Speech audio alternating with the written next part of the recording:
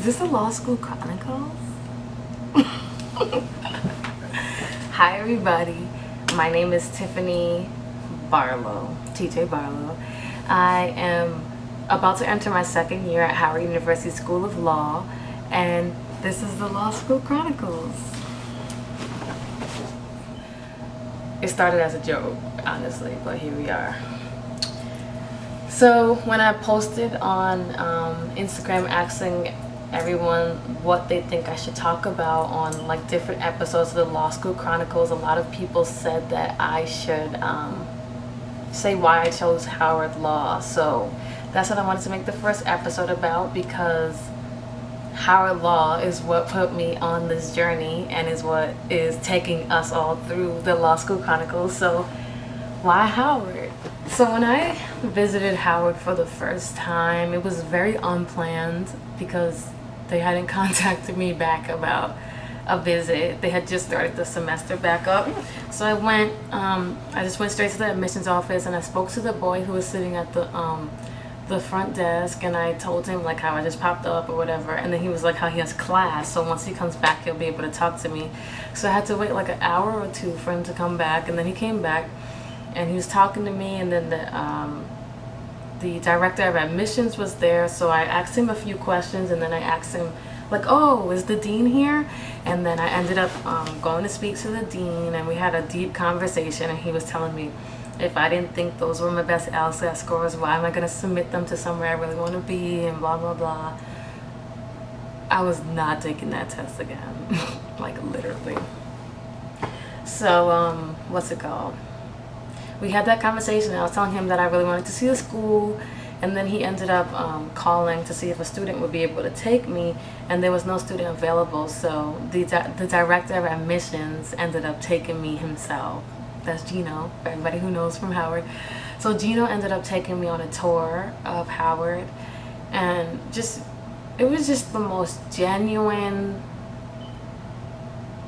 experience. But he just showed me like around the school, and it's not even like just seeing it that was cool to me. It was just the experience that somebody who was getting ready to leave, he had his bag and jacket on and everything, he was getting ready to leave, but he still was able to take the time out of his day to just take me on a tour. And it sounds like something that's so minuscule, but it really meant a lot to me. And what meant the most to me is like when he was leaving, he was like, I really hope to see you here. I really hope like you get into the school. And he gave me a hug. And it sounds so like minor, but like that is something I had never experienced in my life. And I'm just like, yo, this is that HBCU vibe, honestly, like, because ain't nobody at the admissions office at University of Buffalo gonna give me a hug. They would be like, oh, I'm sorry, the admissions office is closed, I'm actually about to head out for the day. So it just really, like, it just stood out to me so much, and it was just like, I was like, this is where I need to be. It was just a feeling, like, I felt so connected to the school.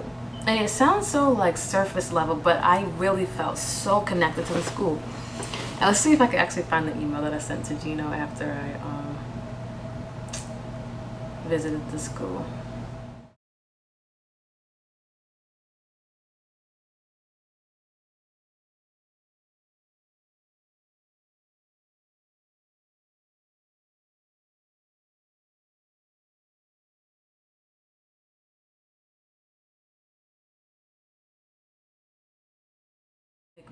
But like I genuinely meant that email. I wasn't even just saying it so that I could get into the school. And I felt a lot of times like people undermine Howard. Is like, oh, I'm gonna put Howard as a second choice, and it's just like, no. Ain't no second choice. Like, it was hard, and I was nervous about getting into the school. I didn't feel like I was guaranteed, even though my scores and grades were compatible with the grades required. I was like, I'm a black girl. There's a whole bunch of black girls trying to get into Howard, a whole bunch of black boys. How can I, as a black individual, stand out? I think that's the thing that a lot of people don't get. Like, yes, at HBCU, yeah, there are a lot of students of color there, but schools want students who are going to stand out, who are going to uphold their mission. So I just wanted to know, how can I show them that I am in line with the mission of the school? I would say that now being in the school, law school is hard. Law school is so hard. And I can't imagine struggling anywhere else. I'm comfortable at Howard. I know that if, say, one person doesn't have my back, I know that there is somebody there who has my back.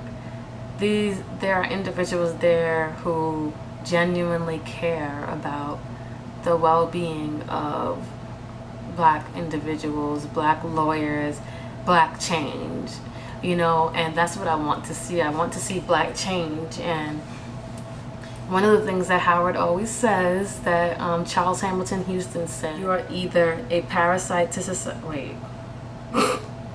He said, you are either a social, okay. Said, you are either a social engineer or a parasite to society.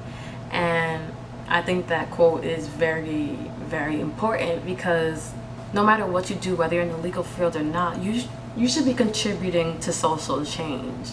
Social change needs to take place because society is far from perfect.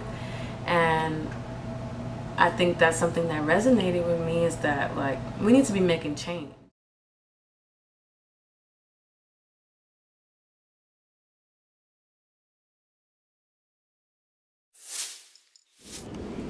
I'm trying to think of what could it be. What should I say? Like, somebody should say something first, and then I'll be like, law school. What would you like to be said? I don't know. What would be something cool? Are you still recording right now? Mm-hmm. Oh, that's nice. Oh, I think that's a good thing to say. Are you still recording right now? Are you still recording right now? Yeah, recording. That was creepy. Law School Chronicles.